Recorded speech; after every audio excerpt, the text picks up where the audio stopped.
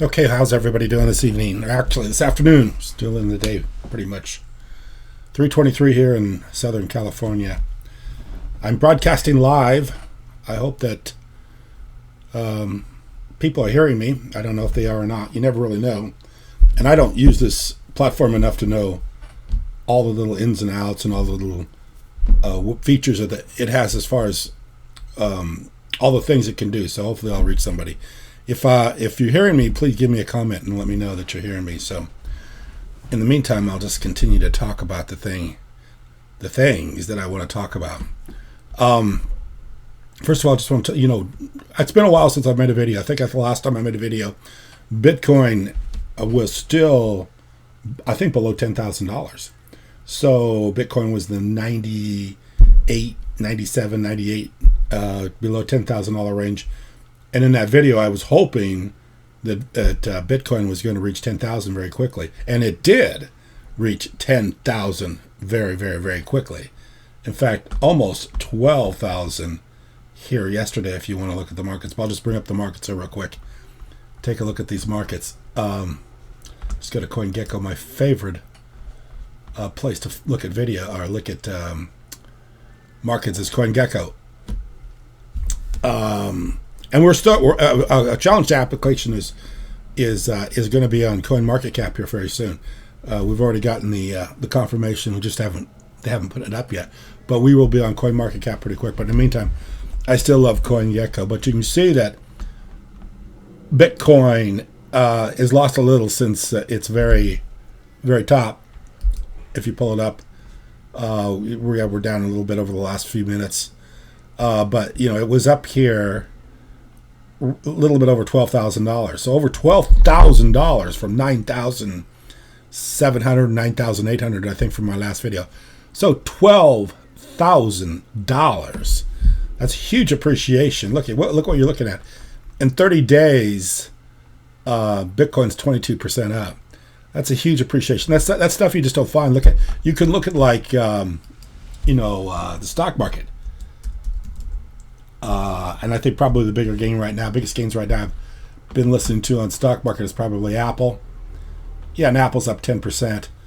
Bitcoin's up 25%, 30% in the last week, last couple of weeks. This month it looks like 22%. So you look at how quickly the leverage that you get with the cryptocurrencies versus traditional stocks. Also, as we all know, gold is doing very, very well. I think gold's breaking all-time highs, getting close to 2,000. But what I really want to stress today, and I see that, the pullbacks in Bitcoin, and then it goes up, then the pullbacks, and it's going up. But overall, I'm going to tell you right now that there is nothing that is going to lead the future other than Bitcoin. And I'll show you why. I mean, I've got perfect proof of why this is the only thing to do, the only way to play, the only game there is in town, regardless of gold, regardless of the stock market, regardless of whatever other investments you can find. And I'll just take you to one quick website. I'm going to take you to the IMF, the International Monetary Fund page. And this is the page. This has been the global system for exchange throughout the world for the last, I don't know how long the IMF's been around. Let me see if it says it on this page.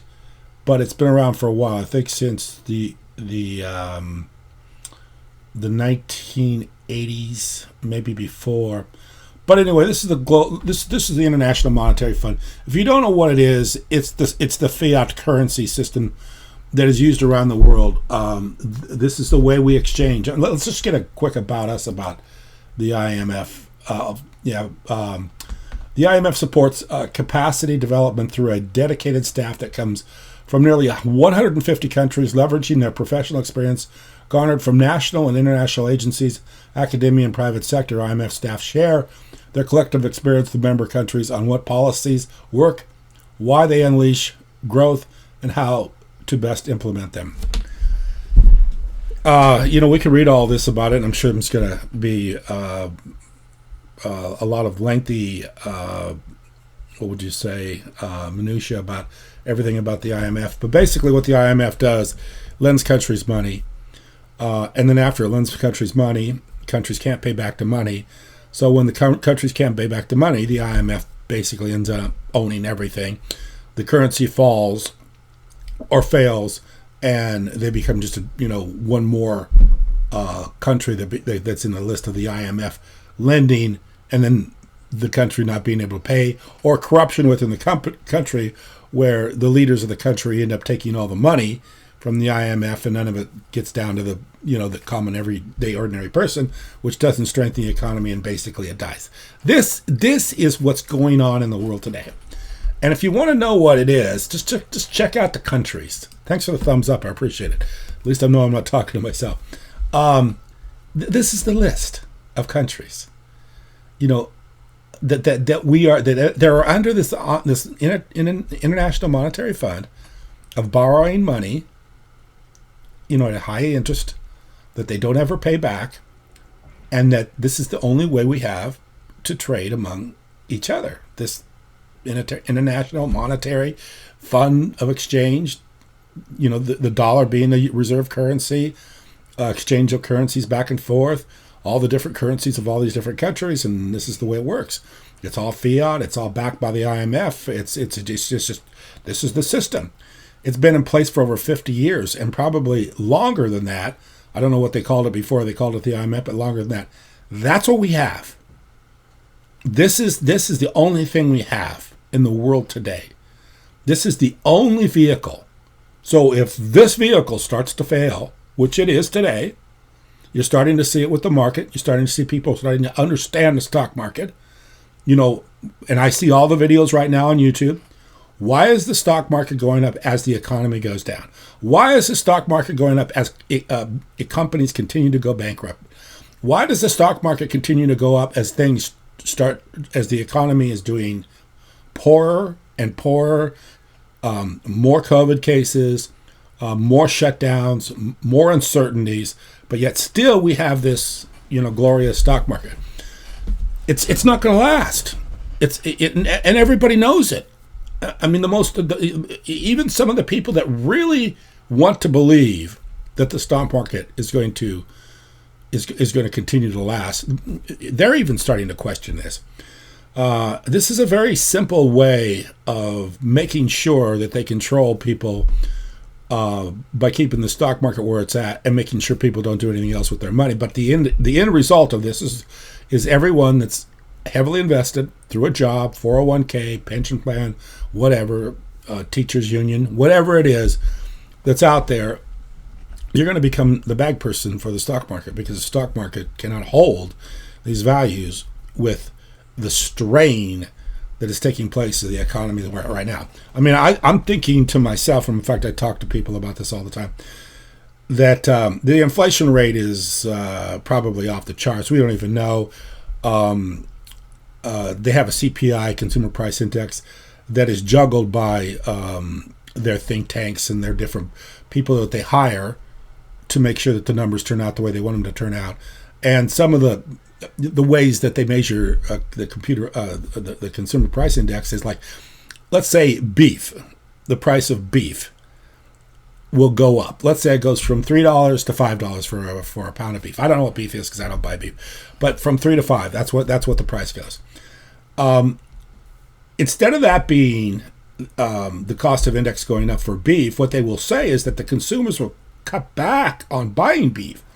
So Mrs. Jones, instead of buying 5 pounds of beef, will buy 3 pounds of beef. She buys 3 pounds of beef. Well, actually, the price of beef didn't go up because in the Consumer Price Index formula, she bought less beef, so that means that there wasn't a price increase. This is the way they juggle things, the way they fix the numbers, the way they play the numbers.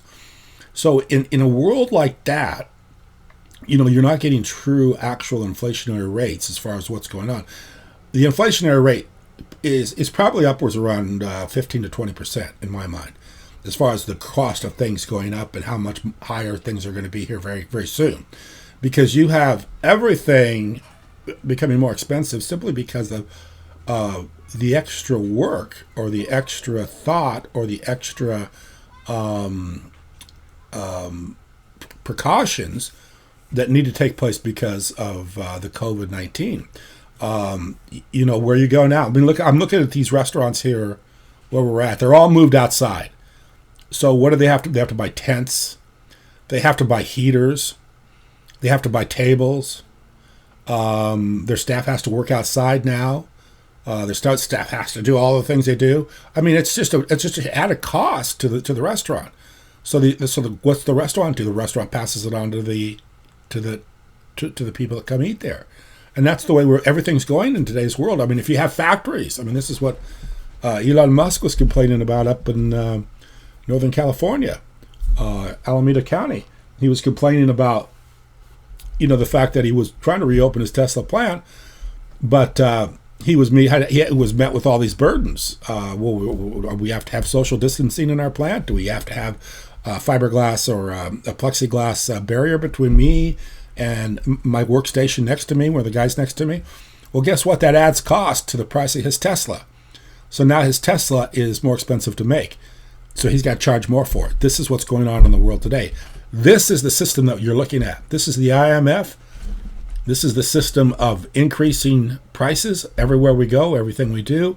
The cost of COVID is driving up prices enormously. What is it, 180 countries, 190 countries here? It goes all the way here. Look all the way back here, all the way to the Z's. I think every letter in the alphabet is represented here as far as the countries are concerned. These are all members of the IMF. They're all under the system that is right now failing and is continuing to fail. And there is nothing to take its place. Gold does not take the place of the IMF. Gold does not take the place of the dollar. Gold is not a way for us to transact worldwide in a universal system where we all can just trade. I can buy something from China and have it delivered to my front door. I can buy something from some other place in the world, any place in Europe, have it delivered to my front door. How do we make these exchanges? How does this happen? I mean, you want to go through one of these third-party PayPals? Do you want to go through Western Union or one of these? You're going to be slow, and it's going to be expensive, and it's not going to happen the way you think it's going to happen. There's going to be long delays, and it's going to be very difficult. And not only to mention the fact that there's always a lot of know your customer involved in those kinds of transactions. So this is it. This Bitcoin. If you don't want to jump aboard Bitcoin, then what else are we going to do to transact in the world? You're going to be buying less and less. Your quality of life is going down. The prices are going up. The value of the dollar is going down. The value of everything is going up, and what you're using to pay for it is going down. So this is it. So anybody that thinks that Bitcoin isn't going to be, I would guess, somewhere around $50,000 to $100,000 very soon, isn't reading the tea leaves very well, because Bitcoin is the only thing we got to transact right now that's viable. And you get the gold people, like I say, they love gold. Everybody loves gold. In fact, let's see what the gold is doing. Let's see if the gold price is broken. I think it was 1850 was the highest gold ever was. I'm sorry, 1950. But it's probably broke through that by now. Let's see live gold price. Let's see what the live gold price is doing. But gold is like, it's 1983. So I think we're at all times highs with gold. But gold, as it's the simple man way of thinking. It's a scarce commodity, but it's not a commodity that is very versatile. In fact, if anything, it's highly inversatile. It's very hard to use, hard to invest in, very unstable as far as what you're actually buying when you're buying gold. If you're buying physical gold, what are you buying? If you're buying mining stocks, what are you buying? If you're buying some vetted company on the New York Stock Exchange, well, how do I know? How do I know the reserves are what they say they are? How do I know all this stuff? I mean, there's just so much uncertainty about gold. Let alone, gold is not a monetary system. Gold is not really money. I mean, gold doesn't transact. I can't go to Alibaba, order something off of Alibaba, have it delivered to my front door, and send them some gold. That doesn't work. I can't go to someplace else in the world and send them some gold because, first of all, you'll be damn lucky if it gets there, and secondly, there's no market for that. There's no way for anybody to be able to evaluate, how to transact in it. We know we have Bitcoin already. We know that Bitcoin is easy to transact. Bitcoin can be broken down into the smallest parts, for the smallest transactions, and it can also take care of the largest transactions. I mean, it's universally used anywhere around the world with a computer, with a cell phone, internet connection. You have got this. There was probably a day where internet connections around the world weren't as good as they are today, and maybe people had an argument about whether Bitcoin was going to be the future or not. But we no longer have those. Bitcoin is the future. It's going on now. It's happening now. And to me right now, my goal before was like, hey, under 10 grand, if you can come up with some money, buy Bitcoin. Right now at about 11,000, a little over 11,000. My thinking is probably under 20. I mean, if you're buying anything under 20 right now, you're probably doing well. You're going to do well. I'm not going to say you're going to do well this month, or I'm not going to say you're going to do well in the next couple of months, but you will do well. And 20 grand right now is my point. So I actually just bought some yesterday. In fact, today I bought some too. Very small amount, a few $100s worth. But I actually bought some because I'm buying every time I get a little bit of money, I buy some Bitcoin. Because this is it. I mean, it's the easiest way to make money there is. You buy Bitcoin and you just watch the market go up. Because as all the other dominoes fall, as the stock market starts to fall, as people start to realize gold really isn't money, it's just a store of value. It's not money. You can't run around and transact in it. I can't go to Walmart and buy a pair of socks with my gold. I can't. Like I just said, I can't go online and buy anything. Can't go to Amazon and buy anything with gold. There's no place to buy gold. I mean, yeah, if you want to throw it underneath your couch, and wait for a year or two, you're probably going to make some money. In fact, I have somebody that always makes a comment on my videos that gold's going higher, and I always agree that gold's going higher. I have no problem with that. But what I'm telling you, or I'm telling everybody else, is that the Bitcoin is the only way it really fits the system. The only way that fits what the world is desperately going to need very, very soon. Because when the system collapses and there's no other way to transact, they will certainly rush to a digital currency if they understand it or not, or if they understand all the little details about it or not. I always am amazed at the number of people that are well educated, most very wealthy, that basically don't understand the elementary issue or the elementary parts of Bitcoin. They don't get it. They'll come up with the most craziest things, like Peter Schiff saying, "Well, it's just zeros and ones, and they can create those all day long." I mean, that is the most inflatable system we have is this Bitcoin.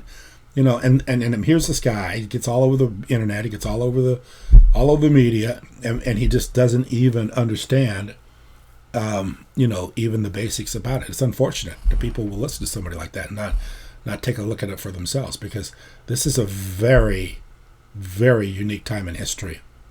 I believe Bitcoin. Personally, my belief in Bitcoin is there is no limit to how high it's going to go. There is no limit to how high it's going to go, because this is going to be tomorrow's money. And of course, I can tell you, I've invested in a lot of digital currencies, and we are heavily involved in digital currency with our challenge application, and I've involved in a lot of them. I will tell you, Bitcoin is the king of the crop. And I don't care what anybody else says or what they want to do. If you want stability, you want appreciation, you want the king of the kings, Bitcoin's it. Bitcoin is the real deal. You can do XRP. XRP's gone up what? It's gone up a lot more than Bitcoin here recently. It's 36%. You can do Tether. Hey, Tether's had its problems too. All these others have the problems. Even to be Ethereum has its problems. I love Ethereum. I love Vitalik, but they still have a lot of problems to figure out. The only two that I will touch with a 10-foot pole. Well, actually, I do play around with a lot of others. I played around with a lot of these I own Compound. Oh, I go through here. I own a whole bunch of them. But mine are money, a few $100s, not thousands of dollars, hundreds of dollars. And I've probably got 30 of those, $100, $300. I think I don't know how much a Compound. I got a few $100 a Compound. I mean, I play around with those. They're just, to me, it's just like, rather than, what would you say? To me, it's always, I'm always thinking, rather than go out and, buy a fancy pair of tennis shoes or sneakers or whatever you want to call them. I'll buy the $50 sneakers instead of the $300 pair of sneakers, and I'll take the difference and put it in Bitcoin, or I'll put it in a Cardano, or I'll put it into a Litecoin, because I like watching the markets. So, the more markets there are to watch, the more fun I have, because the more I see. So, yeah, I'll take a few $100 and throw to some of these. And then the other reason I do that is because it gets me, if I got a few $100 in it, then it gives me some stake in it, to the point where I want to learn about it and figure it out. But as far as the king of the crop, as far as the one that's going to be here today, tomorrow, and forever, probably, is Bitcoin. In fact, interesting story. Everybody wants to know who invented Bitcoin. Who's the white paper writer of Bitcoin? And none of it makes sense.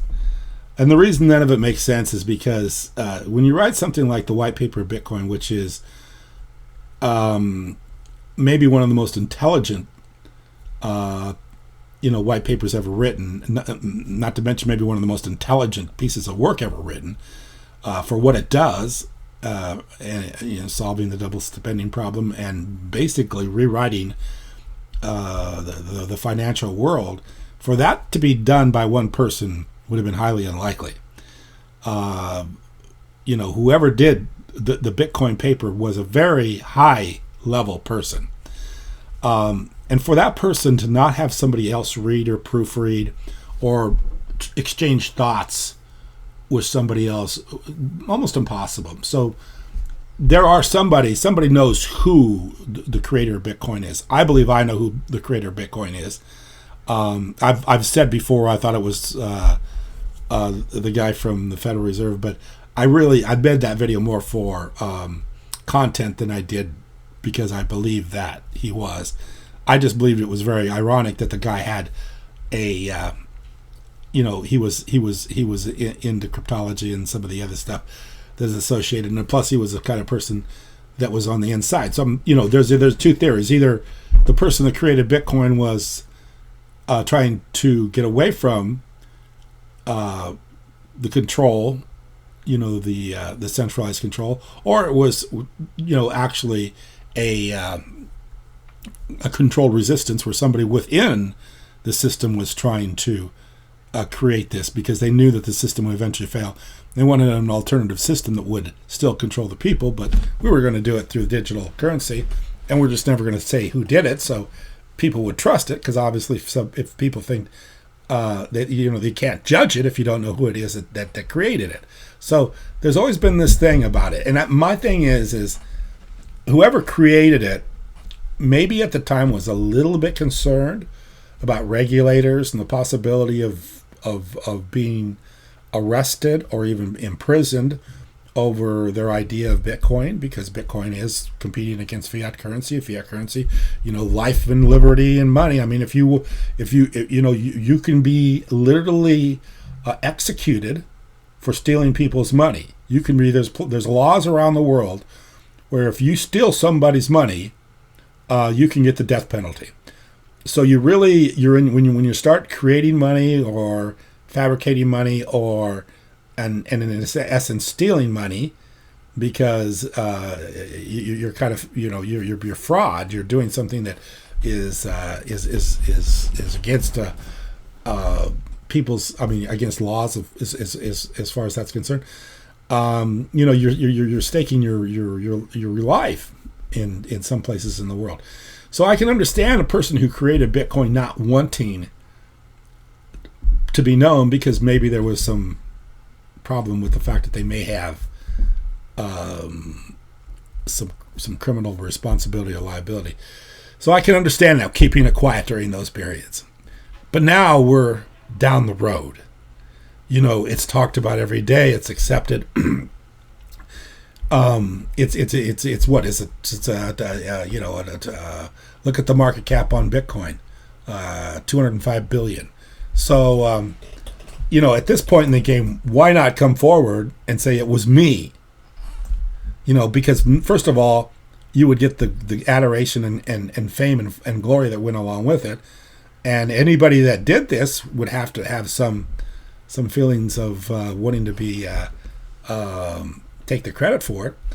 The only reason I can think of anybody not wanting to do that is they're already rich and they already have everything wanted, and this just wasn't that important to them, or they're dead. And the only person that I can understand that possibly could be the creator of Bitcoin is somebody that is dead. Okay, I got a question, but let me finish that with the Bitcoin. So my feelings about Bitcoin is it had to be Hal Finney. If you don't know who Hal Finney was, he was one of the early people that was a cryptographer, and he was able to, he was a genius as far as mathematics and programming was concerned. Hal Finney was frozen, basically cryo frozen, I think is what they call it. So he was put on ice I think he's in Phoenix, Arizona. So his thinking was, I created this thing, and there's some other parallels there. You got to go through the whole story. Satoshi Nakamoto was actually somebody he knew, and then the first time they confronted this person, he said, "Yeah, I worked on it, but that was a long time ago." And they were lived within very close proximity of each other up in someplace up in California. I can't remember where it is. I think it was somewhere in the east of LA. But there was a lot of connections and stuff like that, a lot of things that connected. So Hal Finney created Bitcoin.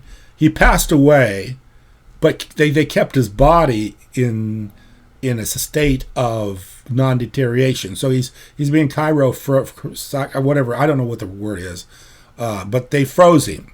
So maybe to bring him back to life, so that sometime in the future, he could come back and have this Bitcoin that he has control over, because he probably has the private key in his mind or someplace, and he could come back and he could the guy could literally run the world.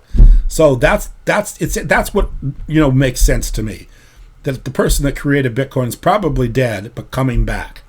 Because if they weren't coming back, guess what? He had 2 kids. Why doesn't the kids sell Bitcoin? Why don't the kids benefit from it? Why don't the kids do this? Because for some reason, they have some plans for the future. So this is the only possible explanation for why we don't know who created Bitcoin, is because it had to be Hal Finney. And Hal Finney was the first person that Satoshi transacted with as far as Bitcoin was concerned. So I believe it was Hal Finney. That's my belief. I don't believe it was the Fed Reserve Chairman. I think it had to be Hal Finney. So after that being said, let me read a couple of these things. How do you see EOS doing in August? Actually, I think EOS is, in my mind, one of the best opportunities there is. Now, not that I have my issues with EOS. Because I see EOS doing some things that I'm not particularly fond of. But EOS has a functioning blockchain that works very well. And I'm going to show you how well it works here in a second. And I believe EOS is the future. Now, when I sit here and I listen to Vitalik, and I hear him talking about the release of Ethereum 2.0 and the sharding, the multiple chains, you got the main chain, I think they call it the beacon chain, and then they run the side chains off the beacon chain, one sharding. And I mean, I listened to his complete speech on Ethereum 2.0, and it's just like, I mean, I know the guy's smart, and I know the guy's very animated, and I know when you listen to him, you just think, wow, this guy, he's a genius. But when I listen to that talk are that right there. And I mean, I know we are builders. I'm not, a babe in the woods when it comes to sitting down and figuring out how to put a something. We built an application on the blockchain, so we know what that's like. It's incredibly difficult by the time you sit down, and that's why I always say this about people. That's why most of the stuff that you're looking at today is probably. There's a lot of stuff going on right now. It's never going to happen. I don't want to say that because I'm a project too. We're a project too. So you don't want to knock other people's projects. That's just not good etiquette. I don't care. I'm not in the business of telling people, hey, what isn't going to work or not, what is going to work. But I see a lot of stuff that's not going to work. When Vitalik explains a 2.0, he really scares me with what he's saying because I see what he's talking about, how hard it would be to build. And I'm still not feeling that, 2.0, even after that Ethereum is going to meet all the demands and needs of DeFi and all the stuff running on it. And Ethereum's going up like crazy. It's 24.3%. I'd be a little bit scared of Ethereum not being able to meet. And they haven't. Vitalik's been talking about this for a long time. They haven't actually gotten to the point where they're running multiple, hundreds and thousands of transactions a second. I think they're still 10 or 15 transactions per second. So, it's got a long way to go. He will not give up that idea of having, the person on the laptop being able to mine Ethereum. He wants to be able to make it available. He wants to keep it as decentralized as possible, but then he wants this super fast speed. And I just think it's too hard to reconcile those two. EOS has reconciled that. Like I said, even though I have some issues with EOS, they have reconciled to me, which is the main problem of transactional speed with being able to be still decentralized, as much decentralized as you can be and still have it work. Actually, you could say, Bitcoin isn't 100% decentralized, but it has to be decentralized enough that it can't be attacked, broken, or hacked, or people can't overwhelm the protocol, overwhelm the system. And I think EOS has achieved that. And, obviously Bitcoin has too. And Ethereum has the decentralization, but they do not have the transactional speed to run all this. That's why the DeFi right now is overly hyped, because there's no way the transactions that are taking place with DeFi are being able to handle how quickly that the Ethereum blockchain is running, not to mention the fact that there's a high gas fee. I watched a video the other day where somebody was doing a DeFi transaction on Compound, and it was taking forever. They were timed out. They were everything. When the guy was cutting the video, and I think the whole thing was taking 20, 25 minutes. When you make a transaction, especially if you want to make a financial transaction, you don't want to make the transaction and then wait 25, 35, 45, 55 minutes to see if it went through or not, because you're not going to do anything for that 45 minutes but sit there and stare at the screen hoping that the transaction went through. I just bought a little Bitcoin here the other day, I think a few hours ago. 300 hours worth of Bitcoin, no big deal. But it went through quickly. I got the transaction quick. It was done, it was finished, it was over with, and I bought the Bitcoin. And, that game over, and, it hasn't come out of my account yet, but I know it will because it's already been confirmed. I already got confirmation. So it's over with. But if I have to sit here and I have to pay for gas fees, make sure I've got enough gas fees, and then I got to make sure that the transaction that I decided to make went through, it takes time. So Ethereum to me is Vitalik. The difference between Ethereum and Vitalik right now is Dan Larimer versus Vitalik. Dan, as brilliant as he is, and I think he's probably as brilliant a person as there is in blockchain world today, if not the most brilliant person in the blockchain today, he doesn't sell as well as Vitalik. Vitalik sells better than Dan. I think the biggest problem with EOS is they just don't have that dynamic personality that can, pull in the imagination of a lot of people, the developers, the belief system, and everything. Vitalik does. Vitalik's got some very unique qualities. First of all, He's animated. He's fun to watch. He's got this personality that's very unique. There's nobody like Vitalik. The other thing about Vitalik is very interesting is that you kind of feel like he's not a money person. He's not somebody that's trying to. In fact, if anything, a lot of times he will cautionarily tell people that this probably isn't going to work out like you think it's going to work out. And he tries to downplay it. And then the other thing about Vitalik is he is a smart guy. I mean, when you listen to the guy, he makes a lot of sense. I mean, I've heard him talk about him. He's a young guy. I think he's in his 20s, early 20s. I mean, and he talks about history. He talks about economics. He talks about government. And, dude, when I was that age, I was lucky if I could get my ass out of the bar.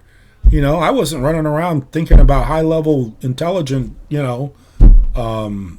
finance and, trying to fix systems and keep them going and stuff like that. This guy is a very smart man. He probably will get it figured out. But at this point in time, I'm still like, this is a ways away, I think. We better, it's not happening as quickly as we think it's going to happen. And if he does pull off what he's wanting to pull off, he is a miracle worker, because he's got, with the sharding and, the main chain, the beacon chain, and all this other stuff that he's got going on beneath it. There's a lot of moving parts. Like someone said one time, it's like changing airplane motors in mid-flight. It's pretty tough to do. So if he gets it all done, and then the other thing about Vitalik is he's switching over to proof of stake. So what's he done? He's copying Dan Larimer. And like I said, one of my issues with EOS, whatever you want to pronounce it, is that they aren't not taking advantage of a dynamic personality that could push the product.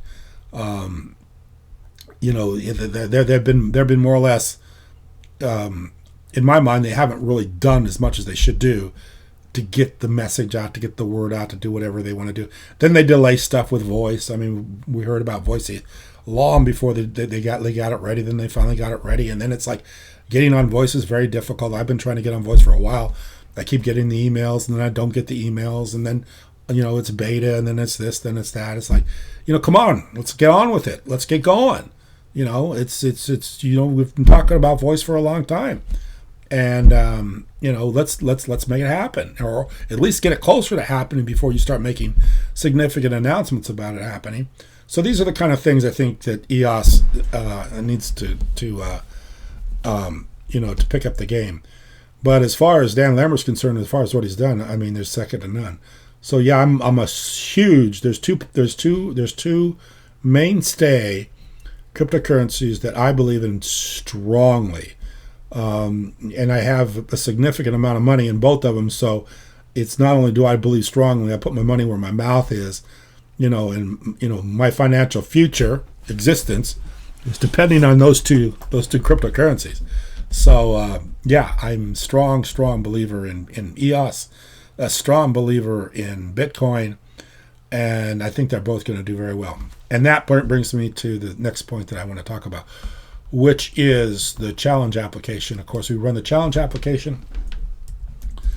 And if you haven't downloaded it, you can go to the Google Play, or you can go to the App Store and simply type in challenge, CHALLENGE, EOS. And it's right there in the App Store, and it's right there in the Google Play Store. You can put that on your phone for free. And then we immediately give you some crypto for your wallet. And then we also give you an opportunity to win crypto by having a spinning wheel, like a roulette wheel that you can play. So it's a free opportunity to have an EOS account without going through private keys, without spending money with the CPU and RAM, without going through a third-party browser extension like Scatter or one of these other things, and it's instant, because we have it directly on the blockchain, and we're paying for everything. We're paying for the resources, so it's all taken care of. It's all instant. You pay nothing, so you will never ever, when you use the challenge application, ever pay any money out. And the first rule for not being taken is don't ever spend any money first. If you don't ever spend any money first, you will never lose any money. So that's it. You can do this without spending any money, using your own money, and then check it out. It's a test drive. If you like it, you like it. If you use it, you use it. If you enjoy it, you enjoy it. If you see something there, which there is, because we have built something, an application I'm just going to show you here in a second. It's the real deal, right? It's the real deal. So anyway, this is an Explorer, and basically a block Explorer.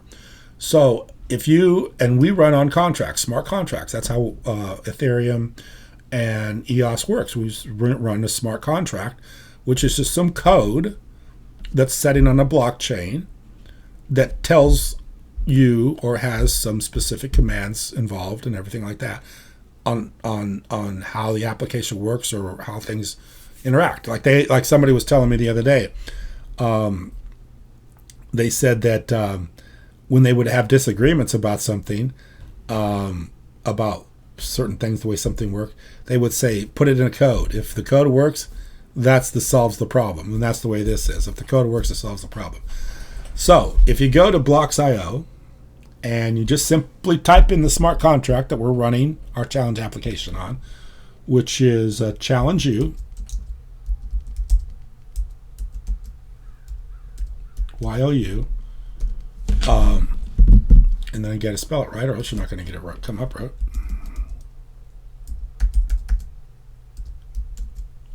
Okay, right there's the contract. Okay, this is the transactions we're doing. And I'm going to show you, let's see where they're at. Okay, this is Challenge U. How come it's not bringing up the first page? What am I doing wrong? Oh, I want to go. No, I don't want to go to tokens. I want to go to. If you ever want to see what's going on with the blockchain, just go over here and then go live transactions. And of course, right now we're still being spammed by that EIDOS coin. I mean, come on. And I see that thing's even trading. I mean, it's just clogging up the network. So let me see. Challenge U. Okay, here we go. So here's the transactions that are taking place on Challenge U as of August 2nd. So here's August 2nd. And this is a transaction. Somebody voted for a challenge. And this is the username right here. But these are the transactions. So we go all the way around. There's roughly 100. I've counted. It's probably 100 per page. So right there's 100 transactions on the application. There's 100 transactions. Let's go to the second page. And we still got a long time left in today. Today's only 4:06 p.m. So here's the second page. Here's 200 transactions. So here we have an application running on a blockchain. It's relatively new. It's working well enough right now. We have over 200 transactions. And you can see these are different people. Miner Pool, and this is this person. Everybody's got their own little handle here. But we got over 200 transactions right there. 300. Let's see if we got 300. We go back to August 1st. But anyway, yesterday we had almost 800 because we're still early in the day. So right now, August 1st, right here's where August 2nd starts. So we had 2.5 pages. So we had roughly about 250. Hi, how you doing? I like the little. What kind of dog is that? But anyway, thanks, appreciate it. So we had basically 250 transactions running yesterday, or today so far, and we're still here in Southern California. We got a lot of, we got 5, 6, 7, 8, 9, 10, 11, 7 hours left before it's going to be, the new day. So yesterday we had 850 transactions. Okay, 850 transactions that took place on the EOS blockchain. None of them waited more than a split second for that transaction to be completed. Okay, so we have a lot of activity going on in this blockchain. And like I just said, there's 250. Okay, so yeah, where's the Chase's? Let me know.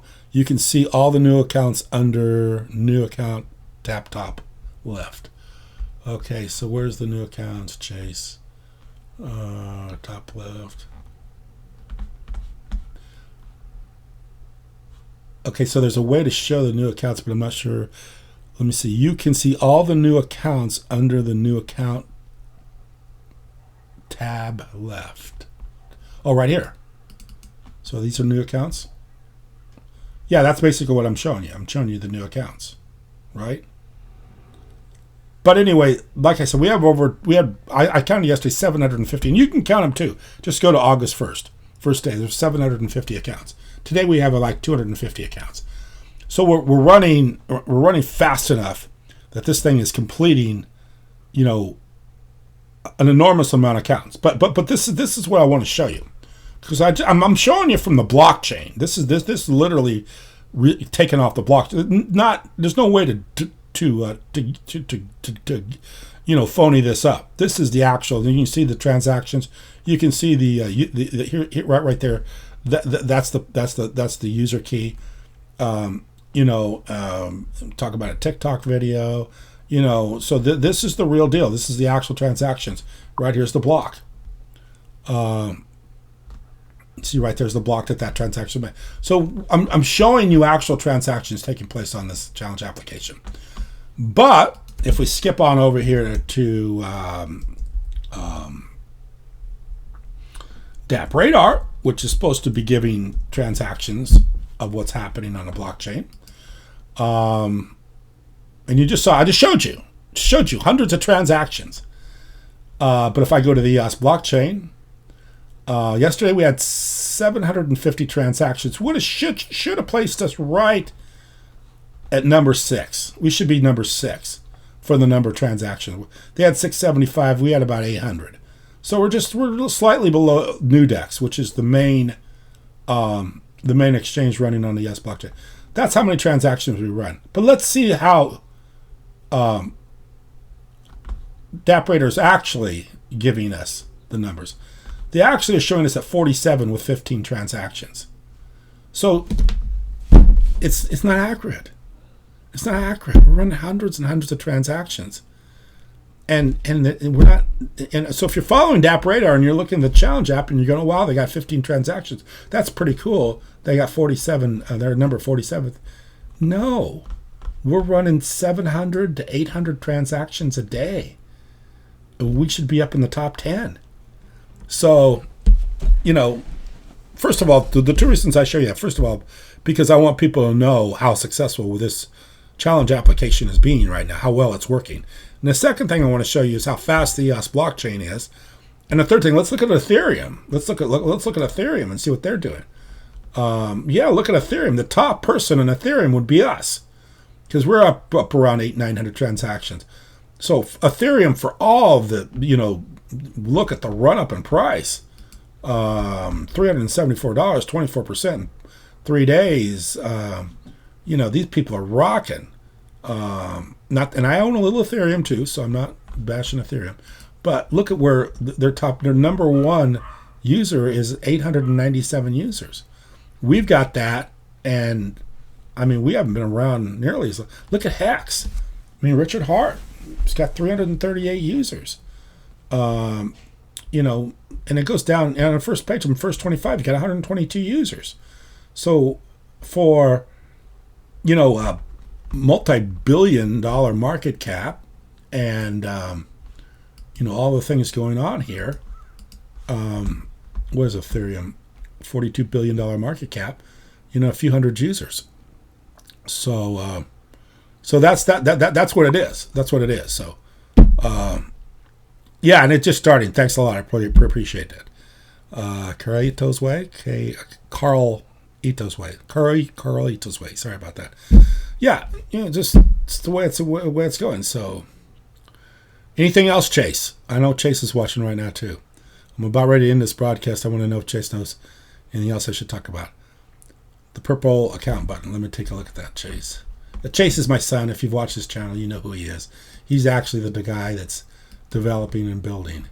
So, the purple account button. Where's the purple account button? It's really hard when somebody's... Oh, right here. Right there. Thanks, Chase. So right there. Here's all the new accounts for August 1st. Check this out. 1, 2, 3, 4, 5, 6, 7, 8, 9, 10, 11, 12, 13, 14, 15. That's where DAP Radar has us at 15. Right there. We got more new accounts than DAP Radar is giving us transactions. 16, 17, 18, 19, 20, 21, 22, 23, 24, 20. We got 25 new accounts today. Today. You know, and of course, anybody talk about the challenge application? Anybody say, you know, these guys are running almost 1,000 transactions a day? You know, they're getting 30, 40 new accounts a day. I mean, we're early in the day, too. I mean, we might have 100 new accounts today. I mean, we're actually running. We're up and going. We're doing. We're making it happen.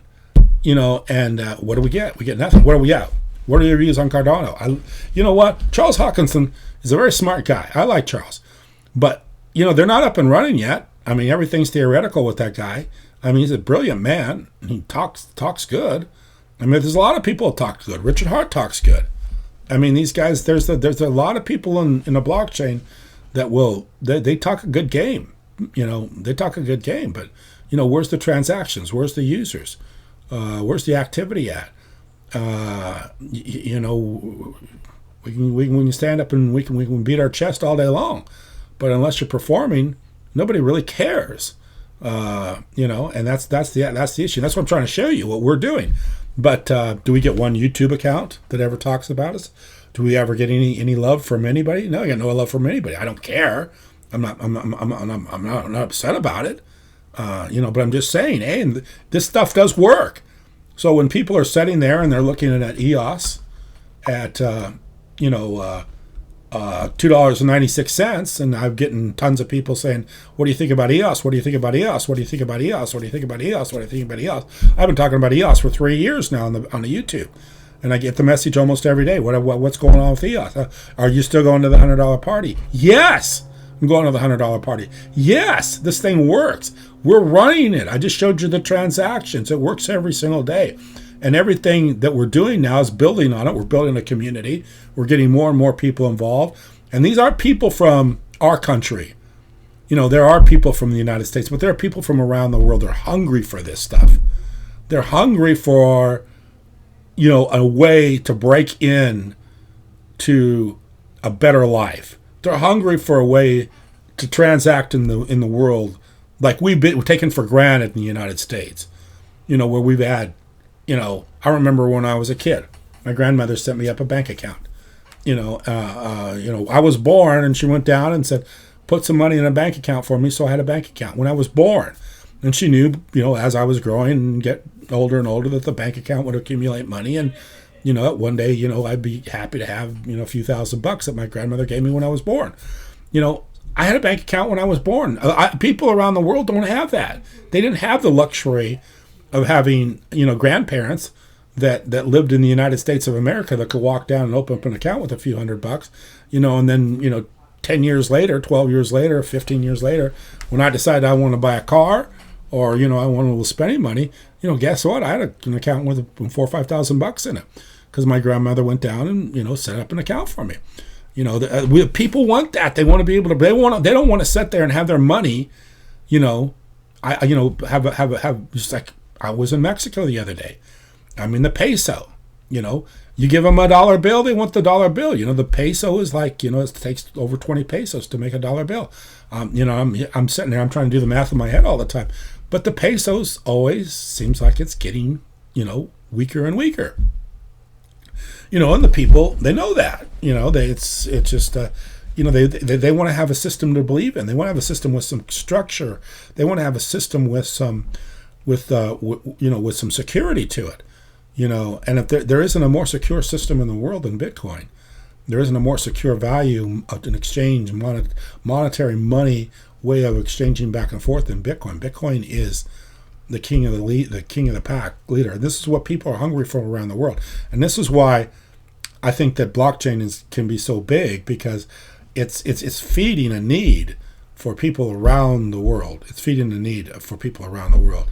They want to be able to have a better life, you know. And it kills me, you know, when I do go to Mexico and I cross that border, and go into Mexico. And then when I come back across the border, I have to wait a long time usually to get back because I always walk. I never drive because they drive pretty quick. They I don't know if there is any laws, any traffic laws in Mexico because nobody obeys them if there is. It's just everybody goes and the first person wins. It's not like there's a stop sign there and we better wait for that stop. Here in California, if you have a four-way stop, everybody's pretty polite and they'll kind of look at the other person and they'll wait and they'll make sure everybody, so you go to Mexico, it's not like that. Everybody just goes. So I never drive in Mexico. So I got to wait a long time to go in, a long time to get back. And it always bothers me. And I know a lot of people are very much in favor of a border and they're very much in favor of, immigration and all that kind of stuff. But it always makes me a little bit sad that you got such a divide. You got that border, you cross that border, you go one side, and, you see a country that just isn't quite as the standard of living is much, much lower than is in the United States. And I think the only difference is that wall. If everybody could have the same opportunities, and have the same style, the same opportunities to improve their life, I think that would be a better world. And that's what Bitcoin does. It levels the playing field. It's not giving it an advantage because you got born in a certain country. It's leveling the playing field. If you want to buy Bitcoin and you live in Mexico, you got the same opportunity that if you go buy Bitcoin and you live in the United States. You got the same opportunity to involved in that entire ecosystem, that entire space. It's the same for me and for a person down there. Not that I have a dollar bill. It's 20 times more valuable than their dollar bill. Okay, so yeah, it's this is what the world hungers for, and this is what the world wants. And there's billions and billions of people. I don't know how many billions there are in the world today, but there's a lot of people, and they're smart. They're on the internet. They're active. They see what's going on. This is not the world of 50 years ago, where you didn't have information. In fact, I was listening to a video the other day. It's kind of funny that these sons, and this is probably 30, 40 years ago in Texas, they were growing marijuana on their dad's farm. And somehow somebody bought at the marijuana field.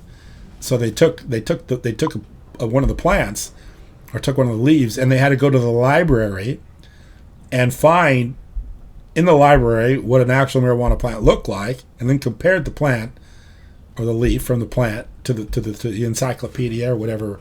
So what a lot of work. You got to go out and you got to pick a leaf. You got to take it to the library. You got to go to the. I don't know if people remember libraries or not, but they were very hard to find stuff in. It wasn't like it was digital.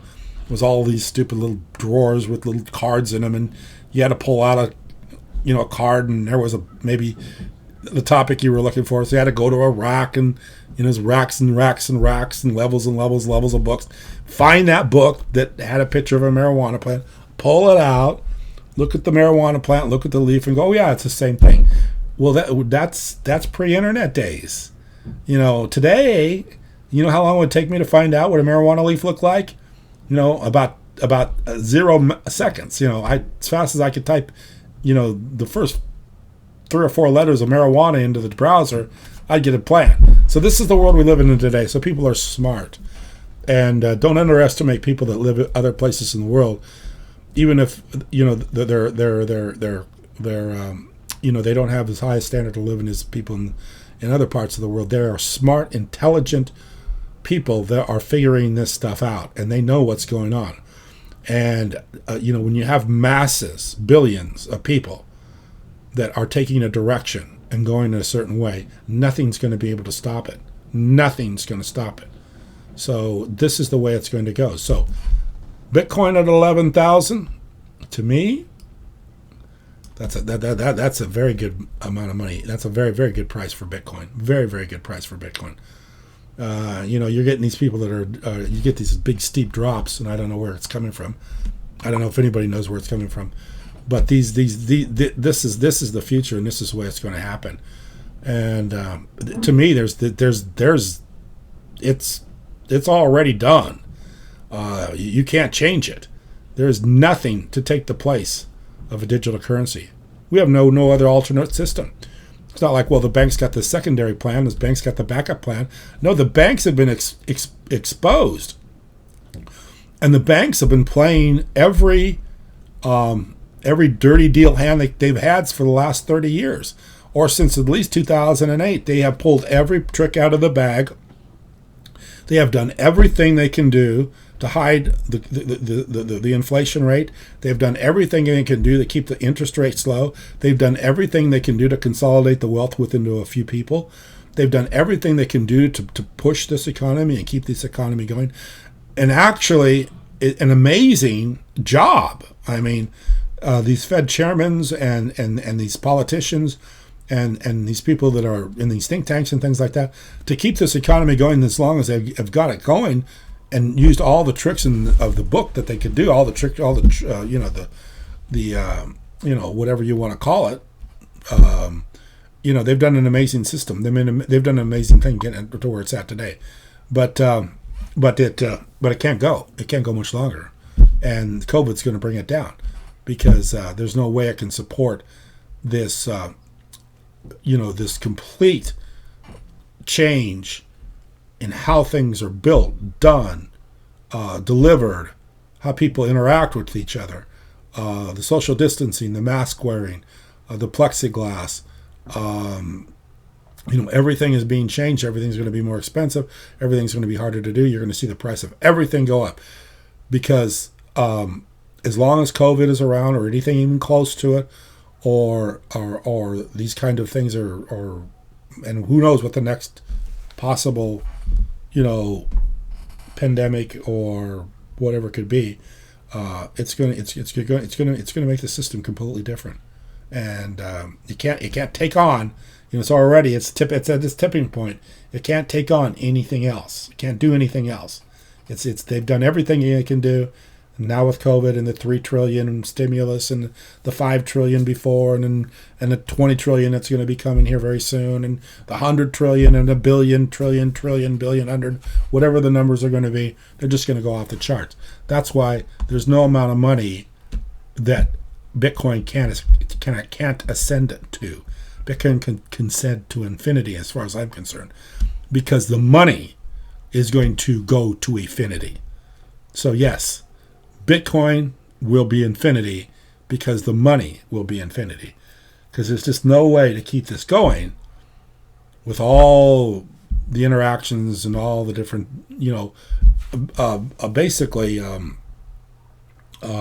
burdens being placed on us today in this world. In fact, there's a certain place we go to, and we were thinking about looking at this place. We see how everybody's wiping everything down. In fact, I went to a store the other day, and they have a long line. I mean, 20 people standing there waiting.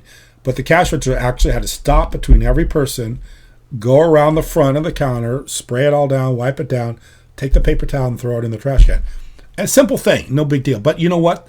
On my mind, I'm thinking, how much paper towel are they going through in a day? In my mind, how much, sanitizer are they going through in a day? And how much time are they wasting during the day? And how many people are walking and leaving the line because they don't want to sit there and wait for this whole thing to take place? So this is all cost of business. This is all cost of doing business. All this stuff could really make a big difference in the future. So anyway, if you got any more comments, let me know. I'm about ready to sign off here. I think I've given about all I can give today. So you should change back your YouTube child content, because we can't see the notifications to your video that way. Oh, so what you're saying is I have it set so it's not child friendly. And if I do that, this is the issue. If I go back to a child friendly YouTube channel, then I can't put comments, because I think YouTube's idea is if you're watching a YouTube channel and then you're putting out vulgar comments below, then they don't like that. So The only way I can do that, and I don't know about the notifications. I always thought if you just hit the bell, you got a notification. I'll check it, take a look at that. Thanks, though. I appreciate you giving me that information. The Dewey Decimal System. Yeah, I do remember the Dewey Decimal System. Mr. Orton, how you doing? I do remember the Dewey Decimal System, but I don't remember what it was about. That's been a long time ago, my friend. The Crypto Pickle, Go EOS. Culture diversity is a failure. Experience culture diversity actually destroys culture. There's a lot of things going on right now in the world today. I mean, there's a lot of political things going on today. In fact, I was talking with my wife about this the other day. I'm not going to go into the political stuff because I'm not a political person. I could really care less. I'll get up one day and I'll see one politician and I feel like, yeah, I think he's doing a good thing. And then the next day I'll get up and I just like what he's doing or she's doing.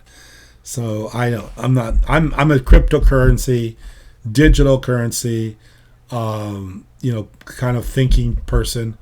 If you're in line with that, that's my thinking. If you're not. As far as the political things are concerned, I mean, I can express my views on it. I see the police side. I see the other side. I'm not on either side.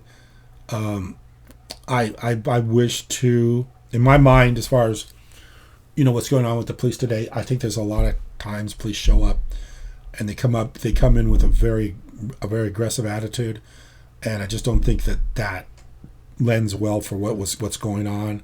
You can't come in and just be aggressive with people, especially if people are having a bad day or having trouble or maybe they're under the influence. You just can't come in and just bust up. So yeah, I probably a little bit more on the side of being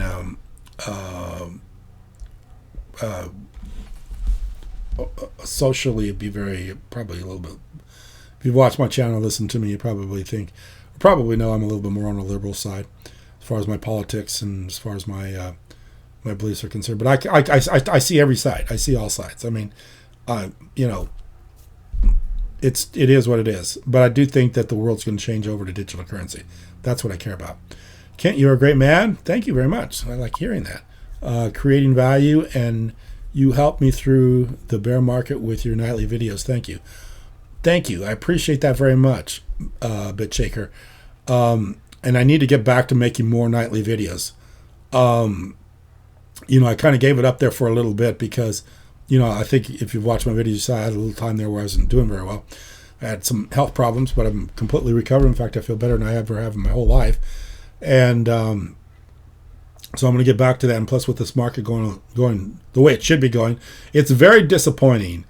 When you put so much effort into something, and you see everything you're seeing, and it was killing me to see the Fed supporting the market, and knowing that it was just transparency, and it was just something. It was almost transparent. It was this cloak and dagger thing behind the scenes, and them supporting the market. The market's still going up. Where I saw Bitcoin basically floundering, EOS floundering and going down. And you get that spirit going of you just feel like you're just being so chumped by the system that you do. I mean, in order to do a broadcast or a nightly video, you got to have some energy to you. And sometimes it's just we're all humans, and we lose that enthusiasm. And when EOS has been over $20 before they launched, and now it's went all the way down to $2.30. It's a bummer. I mean, it's a huge bummer for me, especially when we were building on it and I was seeing success with our application, and I'm going, God, the application's doing great. Transaction speeds are unbelievable. They're getting everything worked out. They got a lot of communication going on right now with the block producers and stuff. The DEXs and all stuff, and then it's a lousy price. It's difficult to get yourself amped up to go to a YouTube. And the other thing about my YouTube channel, about what I do, is it's a love of labor, because it's not my monetization on my YouTube channel basically zero. So it's not like this is a something that you do and you make a few bucks at it. I make zero at it, so I don't, it's a kind of a thing I do when I feel energetic and I feel like things are happening and I want to share it.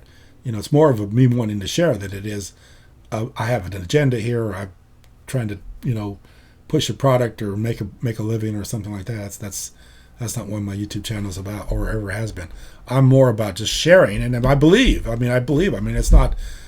It's all from, my belief that I believe that if I tell this information that I know, that I've been heavily involved with for a number of years, if I share it with other people, that hopefully they can understand and see what's going on also, and we can all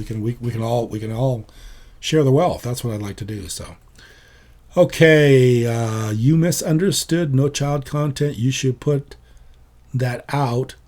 Put it to normal. That way we get notifications. Sorry, phone typing. Yeah. I'm sorry about that. I'm like I say, I lately have been making fewer videos. I will look at the settings on that and make sure that I get those notifications out. I appreciate that. So anyway, if there is anything else anybody like to say, I'm going to be signing off here in just a few minutes.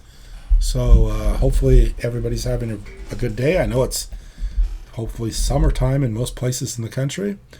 Warm weather, swimming pools, suntans, bikinis, whatever else you want to do. There's a lot of good stuff going on right now. Cookouts, barbecues, camping, and who knows about school in the fall. So take advantage of this. We don't know what's going to happen. We don't know if our kids are going back to school or if they're going to be doing online. I have a feeling it's going to be a lot more online, which is, probably not the worst thing to happen, to have schools online. So anyway. Okay, don't worry about EOS. When transaction fees go up and up, EOS is there and ready with no fees, with lightning speed. That is exactly what I've been talking about for years and years and years. Yes, and I see this all the time, that the gas fees are getting higher and higher and higher. In fact, Vitalik actually talked about that a little bit too. And I guess I'm not a real big, I'm not a huge Ethereum follower, but I followed enough to know what's going on.